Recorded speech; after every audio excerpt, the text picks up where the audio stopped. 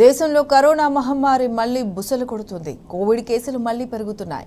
కేరళలో కొత్త variant J11 బయటపడిన నేపథ్యంలో తాజా పరిణామాలు కలవరపెడుతున్నాయి. గత 24 గంటల వ్యవధిలో కొత్తగా 260 కేసులు నమోదు కాగా 5గురు మృతి చెందినట్లు కేంద్ర ఆరోగ్య శాఖ వెల్లడించింది.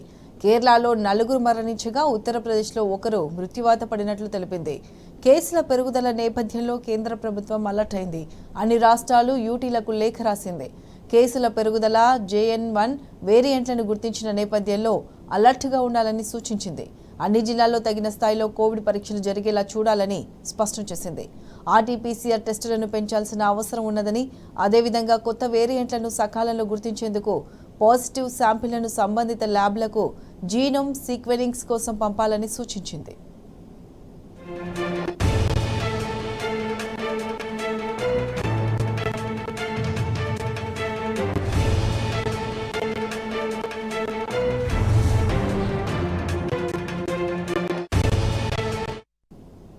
గతంలో కేంద్ర రాష్ట్ర ప్రభుత్వాల ఉమ్మడి చర్యల వల్లే కరోనా వ్యాప్తిని కట్టడి చేశామని కేంద్రం గుర్తు చేసింది. అయితే కోవిడ్-19 వైరస్ వ్యాప్తి చెందుతూనే ఉన్నదని, ఈ మహమ్మారి ప్రవర్తన భారత వాతావరణ పరిస్థితులు, ఇతర సాధారణ వ్యాధి కారకాలతో స్థిరత్వం పొందిందని ఆరోగ్య శాఖ కార్యదర్శి సుధాంశు పంత్ ఆందోళన వ్యక్తం చేశారు. ఇటీవల కాలంలో కేరళ తదితర రాష్ట్రాల్లో కేసులు స్వల్పంగా పెరుగుతుండడాన్ని ప్రస్తావించారు.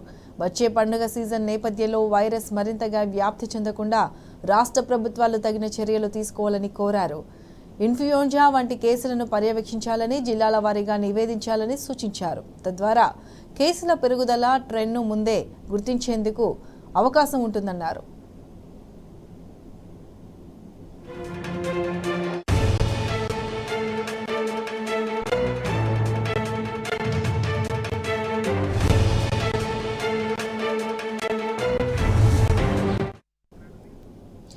J1.1 ఇన్ఫెక్షన్ ఇతర వేరియంట్ల కంటే భిన్నంగా వ్యాధి లక్షణాలను కలగజేస్తుందా అనే దానిపై స్పష్టత రావడం లేదు. కోవిడ్-19 సోకిన వారికి ఇప్పుడు ఇస్తున్న ట్రీట్మెంటే J1.1కు కూడా సమర్థంగా పనిచేస్తుందని, అప్డేట్ వ్యాక్సిన్లు కొత్త వేరియంట్ నుంచి రక్షణ కల్పిస్తాయని భావిస్తున్నట్లు కేంద్రం తెలిపింది.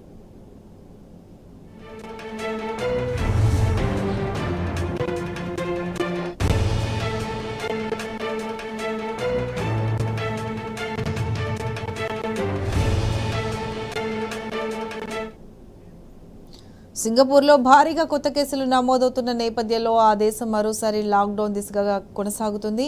డిసెంబర్ 3 నుంచి 9 మధ్య వారం వ్యవధిలో ఏకంగా 56,043 కొత్త కేసులు నమోదు కాగా ఈ సంఖ్య అంతకుముందు వారం 32,000గా ఉంది. దీంతో ఆ దేశ ఆరోగ్య శాఖ అడ్వైజరీని అప్డేట్ చేసింది.